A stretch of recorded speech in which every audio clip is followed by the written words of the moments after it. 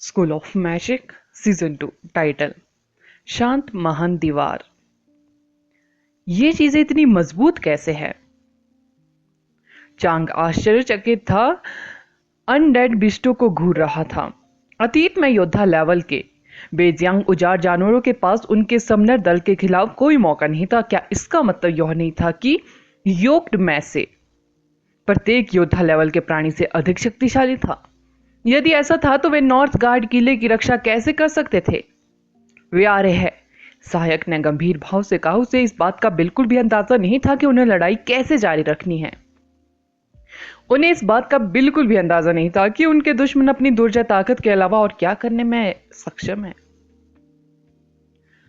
Fire दल, fire पुल, commander बिनु ने कहा। यह ऑर्डर सैनिकों में तेजी से फैल गया। नॉर्थ गार्ड किले के फायर मैजिशियन तेजी से आगे बढ़े और स्टार पैटर्न बनाए। एक के बाद एक फायर फिस्ट्स किले की दीवारों से छोटे उल्कापिंडों की तरह नीचे गिरी और पीली धरती पर जोर से गिरी। फायर फिस्ट ने एक विशिष्ट क्षेत्र पर ध्यान केंद्रित किया जहां योग का घनत्व अधिक था। लपटों ने आगे चल रहे योग को जला दिया। फायर फिस्ट ने जो गड्ढे बनाए वे जल्द ही लपटों के एक विशाल झुलसाने वाले कुंड में मिल गए। लपटें आपस में उलझ गई और विशाल तालाब के भीतर जोर जोर से जलने लगी। योक्ट तालाब में फंस गए थे। उनकी जंजीरें गर्मी से लाल हो चुकी थी। उनकी त्वचा मुरझाए हुए पेड़ों की तरह थी और जैसे फटने लगी। हालांकि योक्ट आगे बढ़ते रहे, जैसे उन्हें अपने ऊपर जल रही लपटों से कोई दर्द महसूस नहीं हो रहा। योक्ट के कई लोग आग की लपटों में घिरे हुए थे, लेकिन उन्हें कोई परेशानी नहीं थी। उनकी आंखों में एक भयानक चमक थी जो नॉर्थ गार्ड किले को घूर रही थी। आग की लपटों ने योग को और भी भयानक बना दिया, जैसे नर्क की भट्टी से डीमन रेंगते हुए निकल रहे हो। यह दृश्य देखकर दर्शक डर से कांप उठे। वे अनगिनत लड़ाइयों से गुजरे थे, फिर भी उन्होंने कभी किसी दुश्मन का सामना करते हुए खुद को इतना असहाय महसूस नहीं किया। यह बिल्कुल भी काम नहीं करता। लपटें काम क्यों नहीं कर रही है? वे किस प्रकार के डीमन हैं? योक ने फिर से अपना मार्च शुरू कर दिया। लालची तानाशाह की तरह दिखने वाले डीमन मेंढक के पास आते ही सैनिकों पर दबाव बढ़ गया। सैनिक बेचैनी से इधर उधर भागने लगे। अपनी इच्छा से गोली चलाओ, कमांडर विनु ने ऑर्डर दिया। लगभग हर मैजिशियन ने अपने स्पिरिट डाले, ज्यादातर एलिमेंटल मैजिक। जमीन पर लुढ़कती चट्टानें और रेत, आसमान में उड़ती जलती मुठ्ठियां, बवंडर लाइटनिंग और भयंकर जवार और बर्फीले जंजीरें जो कहीं से भी प्रकट होकर प्राणियों पर जानलेवा अटैक कर रही थी। जंजीरों की खनक लगातार आती रही। जीव अभी भी आगे बढ़ रहे थे, जैसे उन्हें पता ही नहीं था कि दर्द क्या होता है। यहां तक कि जब उनके पैर टूट गए थे तब भी वे अपने हाथों से रेंगते हुए आगे बढ़ते रहे, जैसे कि कट्टर मौत की कसम खाए हुए सैनिकों का झुंड। मैजिस्ट्रों को इस बात का कोई अंदाजा नहीं था कि इन जीवों के खिलाफ क्या किया जाए। बेजियांग के वीरान जानवर जमीन पर बिखरे हुए मांस के टुकड़ों और खून के तालाबों में तब्दील हो जाएंगे या अपनी जान बचाने के लिए भाग जाएंगे। इस बीच ये अंडरवर्ल्ड के जीव अभी भी आगे बढ़ रहे थे। वे जल्द ही किले तक पहुंच जाएंगे। इसका कोई फायदा नहीं। हमने उनके खिलाफ एडवांस पिल का उपयोग करने की भी कोशिश की, लेकिन हम फिर भी उन्हें बाहर नहीं निकाल सके। चांग घबरा गए। 2000 प्राणी जो योद्धा लेवल के प्राणियों से ज्यादा शक्तिशाली है और एक शासक लेवल का राक्षस मेंढक। मुझे नहीं लगता कि हमारे पास उनके खिलाफ कोई मौका है जब तक कि हमारे साथ कोई सुपर मैजिशियन ना हो, सहायक ने कहा। ऑर्डर मिलने के बाद बैटल मैजिशियनों ने तुरंत ही दुश्मन पर अपने मैजिक कर दिए। इससे दुश्मन को सबसे ज्यादा नुकसान पहुंचाना था। आखिरकार नॉर्थ गार्ड किले में बेहद सारे इंटरमीडिएट मैजिशियन थे। अंतहीन विस्फोटों से योद्धा लेवल के बेहद सारे जीवों के मारे जाने की उम्मीद थी, लेकिन योक्ट में मरने वालों की संख्या बेहद ही कम थी। कुछ जीव मारे गए, फिर भी उनकी सेना का कुल आकार अभी भी वही था। कोई भी आसानी से बता सकता था कि युद्ध में किस पक्ष का पलड़ा भारी है। जब सैनिकों को पहली बार रेड अलर्ट स्टेट में प्रवेश करने का ऑर्डर मिला तो उनके मन में जो संदेह और तिरस्कार था उसकी जगह घबराहट और डर ने ले ली। भारी दबाव में कुछ सैनिकों ने मैजिक करते समय गलतियां भी की। नॉर्थ गार्ड किले के दक्षिण में स्थित शहरों से कहो कि वे पहले स्तर पर निकासी शुरू करें, बिनु ने सहायक से कहा। पहले स्तर की निकासी? सहायक डी कैंप हैरान थे। क्या यह ऑर्डर वाकई जरूरी था? क्या वे किसी बड़ी आपदा के दौरान ही सभी शहरों को खाली नहीं करवाएंगे? जैसा मैं कहती हूं वैसा करो, बीनू ने सख्ती से दोहराया। सहायक सैनिक चौंक गया। उसने योक्ट की ओर देखा जो सुरक्षित लग रहे थे। वह सही थी। यदि उनका नॉर्थ गार्ड किला, जो उत्तर में सबसे मजबूत रक्षा के लिए जाना जाता है, इन अंडरवर्ल्ड डिमनों को खत्म करने के लिए संघर्ष कर रहा है, तो बाकी शहर उनके खिलाफ कैसे खड़े हो सकते थे? एक बार जब ये जीव नॉर्थ गार्ड किले में घुस गए तो कई शहर नष्ट हो जाएंगे, जिसके परिणाम स्वरूप भारी जनहानि होती। यह तथ्य कि जब युद्ध अभी भी शुरू ही हुआ था तब निकासी का ऑर्डर दिया गया था, यह दर्शाता है कि किले पर जो अटैक हो रहा था वह कोई साधारण अटैक नहीं था। यह एक ऐसी विनाशकारी आपदा होने वाली थी जिसे रोका नहीं जा सकता। चांग ने कहा, लेकिन अगर हम शहरों को खाली करने का ऑर्डर भी दे दे तो भी उन्हें लोगों को निकालने के लिए टाइम चाहिए होगा। चांग को नहीं लगा कि निकासी का ऑर्डर अनुचित था। योग जितना उन्होंने सोचा था उससे कहीं ज्यादा शक्तिशाली थे। यहां तक कि 10 गुना बड़ी सेना भी ज़ॉम्बीज की सेना के खिलाफ संघर्ष कर सकती थी। इस बार नॉर्थ गार्ड किला गिरना की बेहद अधिक संभावना थी। अगर अंडरवर्ल्ड के ये विदेशी जीव सोचते हैं कि वे नॉर्थ गार्ड किले पर आसानी से कब्जा कर सकते हैं तो उन्होंने बेहद बड़ी गलती की है, बीनू ने ठंडे स्वर में कहा। उसके चेहरे पर हार के कोई लक्षण नहीं दिखे। सच तो यह था कि ज्यादातर सैनिकों ने उन जीवों को देखकर अपना आत्मविश्वास खो दिया था, लेकिन कमांडर बीनू ने कभी भी ऐसा नहीं किया। उसने किले के पीछे के शहरों को खाली करने के लिए कहा था, क्योंकि उसे लग रहा था कि इन अंडरवर्ल्ड जीवों का अटैक उतना आसान नहीं है जितना लगता है। वह शहरों और नागरिकों को खतरे में डालने का जोखिम नहीं उठा सकती थी, लेकिन इसका मतलब यह नहीं था कि उसके पास कोई विकल्प नहीं बचा था। योग्ड के लिए इतना मजबूत होना असंभव था कि उनकी रक्षा आधे कमांडर लेवल के प्राणी के बराबर हो। अगर वे वाकई कमांडर लेवल के प्राणी जितने मजबूत थे तो वे सिर्फ गुलाम कैसे थे? अवश्य ही कोई विशेष शक्ति रही होंगी जिसने इन युवकों को ऐसी असामान्य दृढ़ता प्रदान की होगी। मैं तुम्हें अपने उत्तरी किले के और करीब नहीं आने दूंगी। बीनू ने अपना सैन्य कोट पकड़ा और उसे एक तरफ फेंक दिया। वह हवा में उठी। उसकी सुंदर आकृति किले के ऊपर आसमान में उछल पड़ी। किले के सामने एक बेहद बड़ा डेविल लिली खिल गया और कुछ ही सेकंड में किले से भी ऊंचा हो गया। बीनू विशाल लिली पर उतरी। किले के सामने प्राचीन दीवार पर अपनी नजर टिकाने से पहले उसने योक्ट पर एक नजर डाली। प्राचीन दीवार किसी पर्वत श्रृंखला की रीढ़ की हड्डी की तरह खड़ी थी। यह एक शानदार पर्वत था जो अचानक क्षितिज पर उभरा और कुछ किलोमीटर दूर तक फैल गया। यह पूरी तरह से शानदार था। सच तो यह है कि योक्ट प्राचीन दीवार पर आसानी से चढ़ने में सक्षम थे। यह बिल्कुल वैसा ही था जैसे आहन ने बताया। यह महज एक सजावट थी। लेकिन क्या महान दीवार वास्तव में सिर्फ एक सजावट थी? Entering ceiling formation. बीनू की आंखें धीरे धीरे ग्रे होगी, प्राचीन दीवार के समान रंग। इस बीच प्राचीन दीवार तेजी से बढ़ने लगी। प्राचीन दीवार अचानक कुछ ही सेकंड में 30 मीटर ऊंची होगी और लगातार ऊंची होती रही। School of magic next episode title underworld सम्राट मेंढक के पीछे।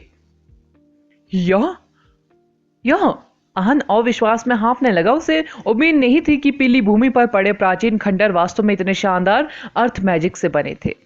प्राचीन दीवार तेजी से जमीन से उभरी। यह एक छोटी सी बाधा से एक विशाल चट्टानी बांध में बदल गई। इसकी ऊंचाई किले की इमारत से भी अधिक थी, मानो यह सीधे आसमान में उठ रही हो। नॉर्थ गार्ड किले में रहने वाले लोग अविश्वास से उस दीवार को घूर रहे थे। वे काफी समय से यहाँ थे, फिर भी उन्हें कभी पता नहीं था कि प्राचीन दीवार वास्तव में एक स्वर्गीय बांध की तरह रक्षा की एक पंक्ति है। यहाँ तक कि योक्ट भी मजबूत और शानदार प्राचीन दीवार के सामने असहाय थे। दीवार आश्चर्यजनक रूप से मजबूत थी। भले ही योक्ट अपनी जंजीरों को दीवार पर फेंक रहे थे, लेकिन उन्होंने उस पर एक भी खरोंच नहीं छोड़ी। योक्ट ने अपनी ताकत को इकट्ठा किया और दीवार को जमीन पर गिराने की कोशिश की, फिर भी और ठोस रही और हिली तक नहीं। मेरे साथ आओ, कमांडर बीनू चिल्लाई। प्राचीन दीवार की ओर कई दानव लिली लगातार बढ़ रही थी। इसकी पंखुड़ियां शानदार दीवार के टॉप तक एक पुल का निर्माण कर रही थी। सैनिक चकित थे। कैप्टन चांग और सहायक को आखिरकार अपनी बुद्धि को इकट्ठा करने में कुछ समय लगा। उन्होंने जल्दी से सैनिकों का नेतृत्व किया और लिली के पुल के पार अद्भुत प्राचीन दीवार की ओर अपना रास्ता बनाया। यह पहली बार है जब मैं महान दीवार का असली रूप देख रही हूँ। चुटकी ने अपनी नजर उठाई और विशाल दीवार को घूरने लगी। वह भी शांत रहने के लिए संघर्ष कर रही थी। उसने लंबे समय से अपने देश में लोगों के एक विशेष समूह के बारे में अफवाह सुनी, जिन्हें महान दीवार को नियंत्रित करने की शक्ति विरासत में मिली थी। अतीत में जब मनुष्यों ने टोटोम्बिस्टो की सुरक्षा पर भरोसा करना बंद कर दिया था, तो महान दीवार केंद्रीय मैदान की रक्षा करने वाली सबसे इंपॉर्टेंट डिफेंस शील्ड थी। उनके पूर्वजों की भीड़ या यहाँ तक कि डीमन प्राणियों के राज्यों का सामना करना पड़ता था, इसलिए कई लोग इस बात से भ्रमित थे कि वे प्राचीन काल में देश की रक्षा करने वाली ऐसी साधारण दिखने वाली दीवार पर क्यों निर्भर थे। उनके देश का क्षेत्र उत्तर की ओर भी फैल गया था। इनर मंगोलिया अब उनके देश का हिस्सा थे। महान दीवार उनके देश के भीतर डिफेंस पंक्ति के रूप में समाप्त हो गई, और अब यह उनके देश की सबसे उत्तरी रक्षा नहीं थी। इसके अलावा जैसे जैसे समय बीतता गया, प्राचीन डिफेंस फॉर्मेशन को नियंत्रित करने वाले लोगों की संख्या कम होती गई। इससे यह स्पष्ट हो गया कि बीनू आहन की टिप्पणी पर इतनी नाराज क्यों थी, और पता चला कि वह उन उत्तराधिकारियों में से एक थी जिन्हें महान दीवार को नियंत्रित करने की शक्ति विरासत में मिली। उसके जैसा व्यक्ति वास्तव में नॉर्थ गार्ड किले का कमांडर बनने के लिए सबसे अच्छा उम्मीदवार था। किसने सोचा होगा कि हमारे नॉर्थ गार्ड किले की रक्षा के लिए इतनी शक्तिशाली प्राचीन दीवार होगी। चांग जोर से हंस पड़ा। अनडेडो से उसे जो दबाव और डर महसूस हुआ वो खत्म हो गया। बेहद से लोग इस बात से अनजान थे कि नॉर्थ गार्ड किला पहले क्यों अस्तित्व में था, जब न तक कि उन्होंने आज प्राचीन दीवार का असली रूप नहीं देखा। पहाड़ों की प्राकृतिक दीवार की तरह शानदार सुरक्षा को देखकर सैनिकों का आत्मविश्वास फिर से लौट आया। बेहद से मैजिशियन प्राचीन दीवार के ऊपर आ गए थे, और जब उन्होंने दीवार से नीचे देखा तो योक टेक स्टील बैरल पर चढ़ने की कोशिश कर रहे थे, कीड़ों के झुंड की तरह। वे एक कदम भी आगे नहीं बढ़ पा रहे थे। कमांडर बिन्नू चिल्लाई, गेट सील कर दो। उसकी काली पुतलिया एक बार फिर से भूरी हो गई। पूरा नॉर्थ गार्ड किला सिर्फ कुछ किलोमीटर चौड़ा था, लेकिन जो विशाल बांध बना था वह सिर्फ 2 किलोमीटर की दूरी को कवर करता था। बिन्नू के नियंत्रण में बची हुई प्राचीन दीवार धीरे धीरे दोनों तरफ बढ़ने लगी, जिससे योक्ट एक बंद क्षेत्र में फंस गए। ज़ॉम्बीज की सेना का नेतृत्व करने वाले योक्ट की संख्या लगभग 800 थी। उन्हें इस बात का बिल्कुल भी अंदाजा नहीं था कि वे मजबूत दीवारों में फंस रहे थे, जैसे किसी दुश्मन की सेना को खाली शहर में फुसलाया जा रहा हो। तीनों तरफ विशाल और दुर्गम दीवारें थी। बिन्नू के अर्शफील्ड ने उनके पीछे हटने के रास्ते को रोक दिया, जिससे ज़ॉम्बीज की सेना और अंडरवर्ल्ड सम्राट मैंडक से अलग हो गए। सीमित क्षेत्र के अंदर गुरुत्वाकर्षण बढ़ जाएगा। वे दीवार पर चढ़ने में सक्षम नहीं होंगे। प्राचीन दीवार लंबे समय तक नहीं टिकेंगी। उन्हें खत्म करने के लिए अपनी हर संभव कोशिश करो। कमांडर बिन्नू एक डीमन लिली पर खड़ी होकर ऑर्डर दे रही थी।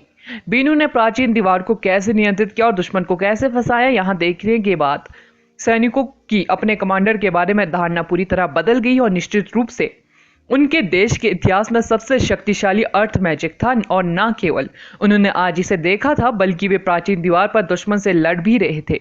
वे इसके बारे में उत्साहित कैसे नहीं हो सकते थे। मैजिशियनों को अपने स्पिलों को प्रसारित करने के लिए एक सुरक्षित वातावरण प्रदान करना आवश्यक था।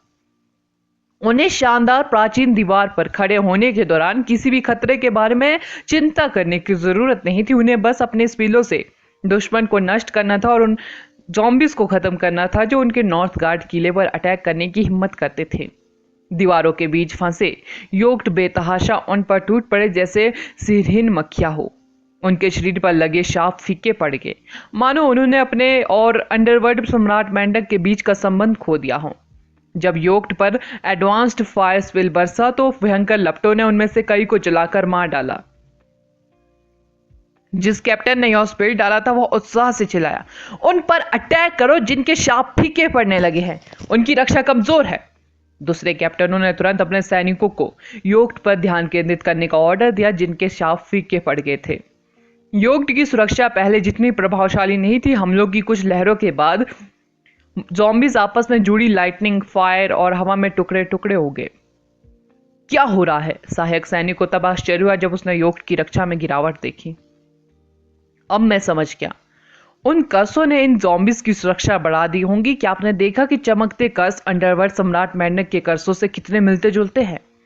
ये योक्ट अंडरवर्ल्ड सम्राट मैंडक द्वारा गुलाम बनाए गए हैं, इसलिए ये कर्स कुछ ऐसे होंगे जो अंडरवर्ल्ड सम्राट मैंडक ने उन्हें अपनी सुरक्षा बढ़ाने के लिए दिए होंगे।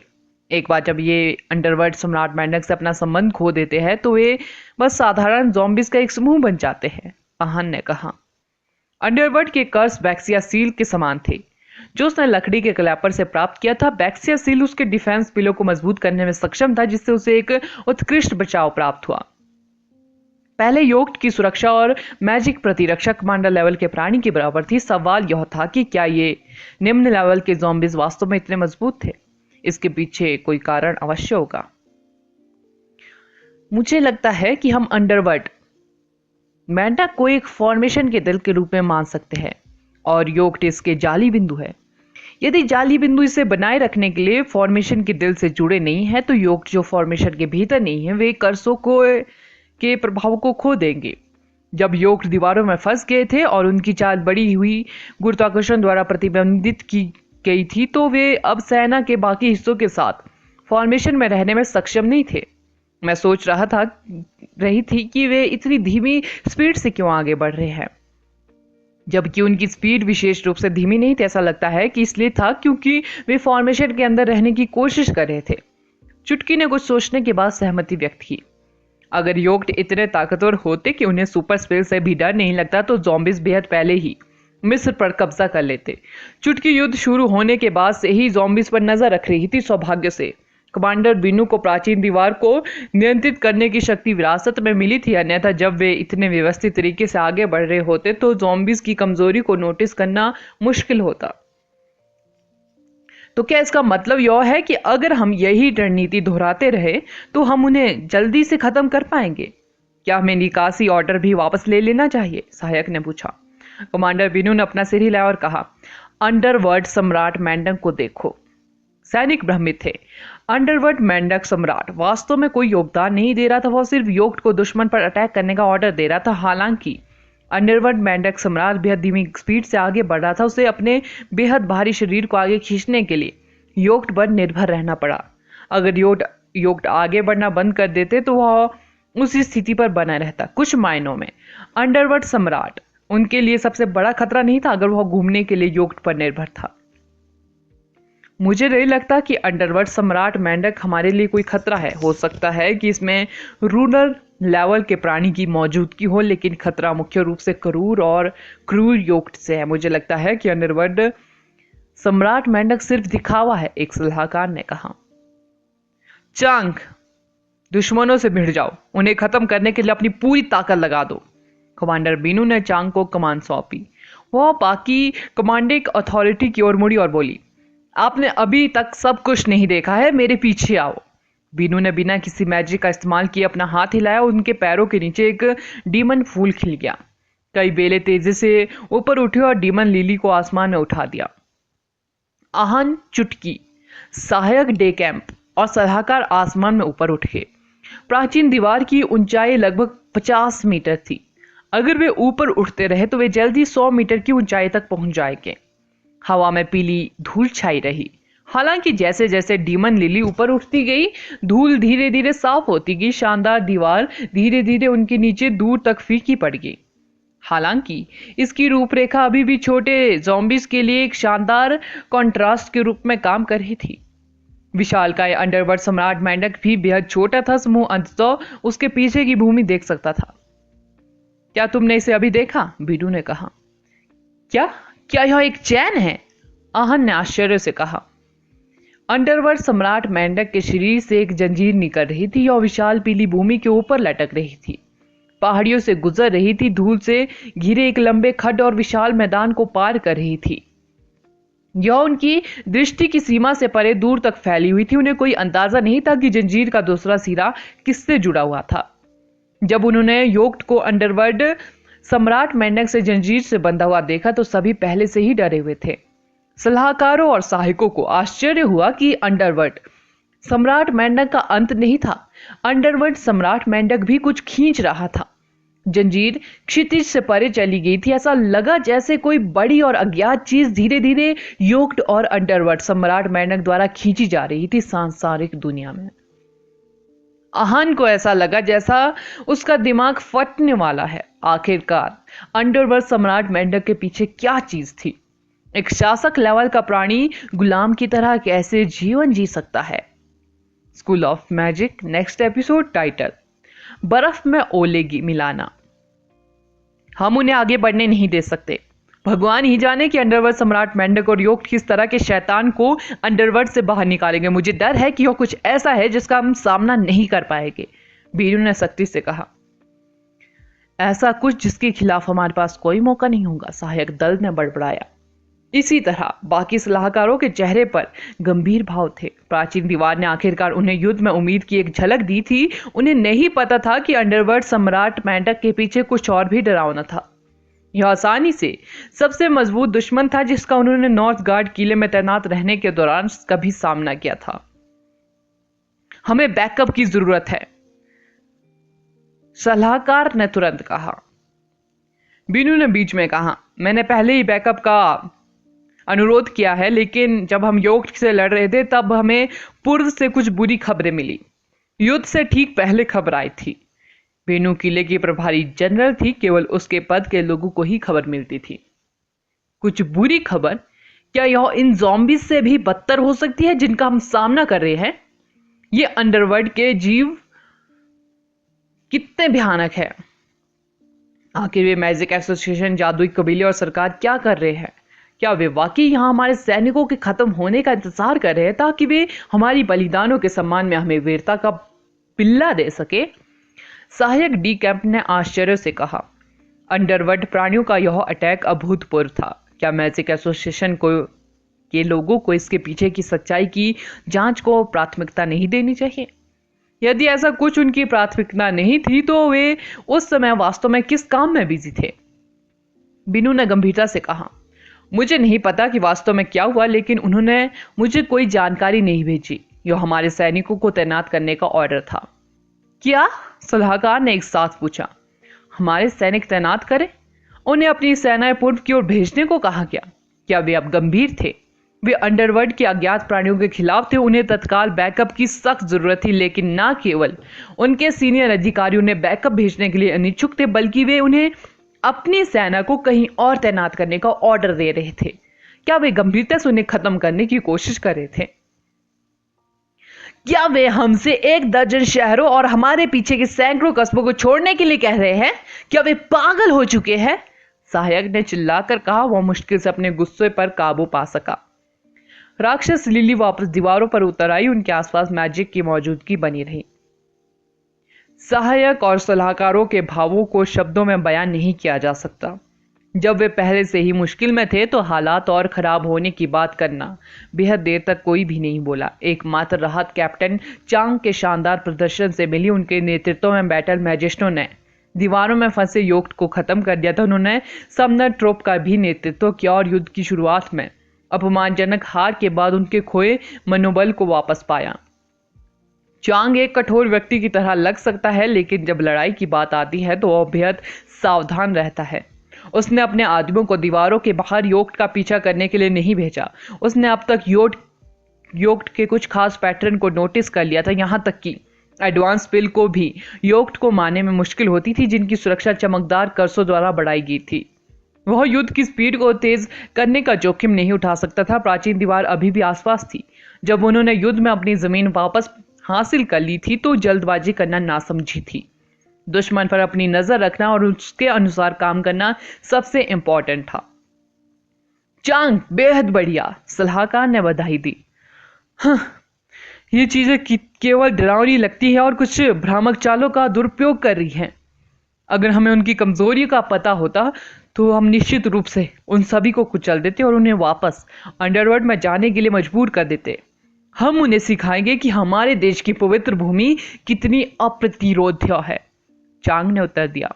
उनके सैनिक भी बेहद उत्साहित लग रहे थे। कमांडर बीनू की ओर उसकी निगाहें सम्मान से भरी हुई थी। वह स्पष्ट रूप से उनकी सेनापति बनने के योग्य थी।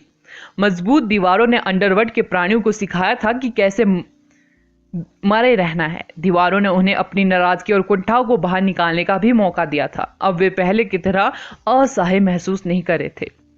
चांग, कमांडर बीनू ने बहुत शून्यता से कहा। हाँ, चांग ने सलामी दी। उसे लगा कि उसका खून खौरा है। वो कमांडर से अपना अगला ऑर्डर पाने के लिए इंतजार नहीं कर सकता था। वे अंडरवर्ल्ड के प्राणियों के खिलाफ लड़ रहे थे और इसमें एक शासक लेवल का प्राणी भी शामिल था। चांग का मानना था कि अगर वे बच गए तो वह अपने जीवन भर इस बात पर गर्व कर सकता है कमांडर बीनू ने उन्हें बताया, आप उत्तरी रक्षक किले की चौथी टुकड़ी का नेतृत्व करेंगे और पूर्व की ओर बढ़ेंगे। ऑर्डर सुनकर सभी लोग दंग रह गए। उनके चेहरे पर आश्चर्य की लकीरें उभर आई। कमांडर, क्या क्या मैंने गलत सुना? चांग ने धीरे से उत्तर दिया। उसका भाव अजीब था। उत्तरी रक्षक किले की चौथी टुकड़ी का नेतृत्व करो और पूर्व की ओर बढ़ो। अब तुम जा सकते हो, बीनू ने दोहराया। चांग के वाइस कैप्टन तुरंत क्रोधित हो गए। उनमें से सबसे ज्यादा गुस्से वाले ने बीनू की ओर इशारा किया और गुस्से से चिल्लाया, क्या तुम पागल हो गई हो? हम अभी भी यहाँ एक बुरी स्थिति में हैं और फिर भी तुम हमें कहीं और तैनात करने की सोच रही हो? क्या तुम्हें चिंता है कि हम तुम्हारी सारी शान छीन लेंगे? अगर हमारे समनर ट्रूप ने बेहद त्याग किया है।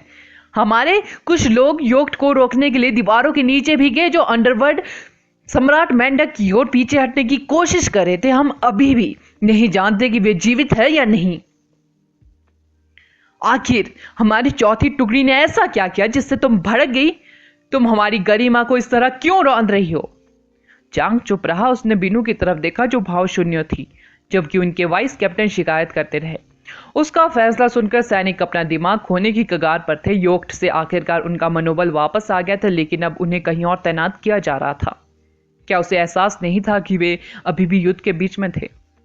कमांडर, क्या आप इस बात पर आश्वस्त हैं? चांग ने पूछा। बीनू ने जवाब दिया, आपने ऑर्डर सुना?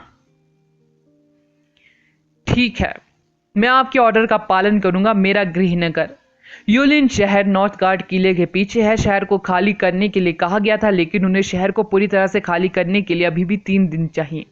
मैं किले को छोड़कर पूर्व की ओर जा सकता हूं, लेकिन अगर यूलिन शहर को कुछ हुआ तो मैं तुम्हें माफ नहीं करूंगा, भले ही तुम मेरे जनरल हो, चांग ने लाल चेहरे के साथ कहा। चांग के इस फैसले से वाइस कैप्टन हैरान रह गए। वे सभी ऐसे लग रहे थे जैसे वे पागल होने वाले हैं। चांग ने चिल्लाकर सबको चुप रहने का इशारा किया। ऑर्डर तो ऑर्डर होता है। चौथी टुकड़ी, मेरी पुकार पर ध्यान दो। तुरंत पूर्व की ओर जाने के लिए तैयार हो जाओ। चांग ने अपना खून से लथपथ कोट उतार दिया। वह मुड़ा और दीवारों की ओर चल पड़ा। आप चिंता मत करो, ये जीव आपके शहर को केवल मेरी लाश के जरिए ही नुकसान पहुंचाएंगे। बीनू ने गहरी सांस लेते हुए चांग को घूरते हुए कहा। चांग ने बेलों के पुल का अनुसरण किया और चौथी टुकड़ी को वापस नॉर्थ गार्ड किले में ले गया। किले में पहुंचते ही उसने दीवार पर अपनी मुट्ठी पटक दी। दीवार झटके से हिल गई। बेवकूफ, तुम इतने सालों तक कभी भी उसे अपना कैप्टन नहीं माना। अब तुम उसके ऑर्डर का पालन क्यों कर रहे हो? अगर यूलिन को कुछ हो गया तो बेवकूफ। चांग ने गुस्से में गाली देते हुए दीवार पर अपनी मुट्ठियां पटक दी। अपने कैप्टन को इस तरह के दर्द में देखकर वाइस कैप्टन का दिल दुख गया। जैसा कि उन्होंने सोचा, महिला उनके प्रति अनादर करने के लिए उनसे नाराज थी। वो चौथी टुकड़ी की ताकत और बहादुरी से ईर्ष्या करती थी। वह इसके बजाय नॉर्थ गार्ड किले में अपना प्रभाव स्थापित करने की योजना बना रही थी। 3 दिन, मुझे परवाह नहीं कि अंडरवर्ल्ड सम्राट मेंढक के पीछे क्या है। मैं उन्हें अगले 3 दिनों तक पार नहीं करने दूंगी। बीनू ने अपनी मुठ्ठियां भींच दी। उसने मुड़कर चांग और उसके आदमियों की तरफ नहीं देखा। वास्तव में क्या हुआ था, बीनू को इस बात का कोई अंदाजा नहीं था, लेकिन उसके सीनियर अधिकारियों ने उसे पूर्व की ओर सेना तैनात करने का ऑर्डर दिया था, जबकि उन्हें पता था कि उन पर अंडरवर्ल्ड के अज्ञात जीवों का अटैक हो रहा है। इसका मतलब था कि कुछ गंभीर होने वाला था। नॉर्थ गार्ड किले को अपने इतिहास के सबसे कठिन समय का सामना करना पड़ रहा था। अगर ग्रेट वॉल नहीं होती तो नॉर्थ गार्ड किले के सैनिकों के पास योक्ट के खिलाफ कोई मौका नहीं होता। न केवल उन्हें कोई बैकअप नहीं मिला, बल्कि उन्हें अपने सबसे मजबूत सैनिकों को भी वापस भेजना पड़ा। बीनू इससे कैसे निराश नहीं हो सकती। हालांकि चाहे वो कितनी भी निराश क्यों ना हो या स्थिति कितनी भी खराब क्यों ना हो, उसे किले की रक्षा करनी ही थी। उनके पीछे कई शहर बेहद बड़े नहीं थे और उनकी सुरक्षा भी मजबूत नहीं थी। नॉर्थ गार्ड किला ही उनकी एकमात्र सुरक्षा। वे किसी भी डीमन प्राणी को जाने नहीं दे सकते थे। तुम्हारा दोस्त कहां है? शांत होने के बाद बीनू ने आहान से पूछा। क्या आप आदर्श की बात कर रहे हैं? आहान ने पूछा। बीनू ने सिर हिलाया। आदर्श को पता चल गया था कि अंडरवर्ल्ड के जीव उनके संतरियों से पहले ही आ जाएंगे, जिसका मतलब था कि उसके पास कुछ इंपॉर्टेंट जानकारी होनी चाहिए। बीनू यह जानना चाहती थी कि वे कितने अंडरवर्ल्ड जीवों का सामना कर रहे थे और वे कहां से आए थे। हमें भी नहीं पता, चुटकी ने अपना सिर हिलाया। आदर्श उनसे आखिरी बार संपर्क किया था तब से कुछ समय बीत चुका था। चुटकी को पता नहीं था कि आदर्श कहाँ है, ना ही उसे पता था कि वह शैतान नगरी को खोज पाया है या नहीं। लेकिन मेरा मानना है कि वह उन्हें रोकने की पूरी कोशिश कर रहा है, चुटकी ने कहा। चुटकी आदर्श से बेहद परिचित थी। वह कभी पीछे नहीं हटेगा। उसकी हड्डियों में अडिग भावना आग की लपटों से भी ज्यादा गर्म थी। ऐसा लग सकता है कि सबसे बुरा पहले से ही हो रहा था। खतरा उनके चेहरे पर वार कर रहा था, लेकिन उसने स्थिति को और भी बदतर बनाने के लिए वह सब कुछ किया होगा जो वह कर सकता था। मुझे उस पर विश्वास है। मैं अंडरवर्ल्ड सम्राट मेंढक को भी रोकने की पूरी कोशिश करूंगी। बेनू ने सिर हिलाया। कमांडर, मेरा एक सवाल है, चुटकी ने पूछा। यह क्या है? बेनू ने अंडरवर्ल्ड सम्राट मेंढक को देखा जो रुक गया था। ऐसा लग रहा था कि अंडरवर्ल्ड सम्राट मेंढक अपनी हार के बाद मजबूत दीवारों से डर गया था। उसने बेतहाशा अटैक नहीं किया। इसने नॉर्थ गार्ड किले के सैनिकों को सांस लेने के लिए कुछ समय दिया था। ग्रेट वॉल सिर्फ नॉर्थ गार्ड पास में ही नहीं है, है ना? इसका एक हिस्सा प्राचीन राजधानी में भी है, और मेरा मानना है कि प्राचीन राजधानी में आप जैसा कोई व्यक्ति है जिसे इसे नियंत्रित करने की शक्ति विरासत में मिली है। उन्होंने इसे ज़ॉम्बीज़ की आपदा के दौरान बचाव के तौर पर क्यों नहीं यूज किया? भले ही यह अटैक को पूरी तरह से रोकने के लिए पर्याप्त नहीं था, लेकिन क्या इससे ज्यादा लोगों को आंतरिक शहर में जाने के लिए कुछ समय नहीं मिल जाता? चुटकी ने पूछा। बीनू ने व्यंग्यपूर्व मुस्कुराई। वह सवाल का जवाब देने में अनिच्छुक लग रही थी। कुछ देर बाद उसने पूछा, आपको क्या लगता है कि महादीवार का निर्माण किसने किया था? चुटकी दंग रह गई। जब उसे कुछ समझ में आया तो उसका चेहरा आश्चर्य में भर गया। स्कूल में इतिहास की कक्षा में पढ़ाया गया एक संक्षिप्त कथन उसके दिमाग में गूंज उठा। प्राचीन राजा, इतिहास का सबसे महान मैजिशियन, अनडेड एलिमेंटों का आविष्कारक, जिसका अर्थ एलिमेंट भी महान ऊंचाइयों तक पहुंच गया था। ये क्लास के वर्ड्स चुटकी के दिमाग में गूंज उठे। अगला एपिसोड जानने के लिए बने रहे मेरे इस चैनल के साथ। Thank you. आई थिंक अब जितने दिन मैंने अपसेंट करी थी एपिसोड सुनाने में, अब कवर हो चुके हैं। एंड पेनल्टी के तौर पे लास्ट डे 1 दिया था, आज 1 दिया, मतलब 2 हो गए, तो अब क्लियर हो गया। मैं कोशिश करूंगी अब रूटीन में ही बनी रहूं। बहुत वक्त लग जाता है और जुबान भी फिसल जाती है। बाकी बने रहे मेरे इस चैनल के साथ। Thank you.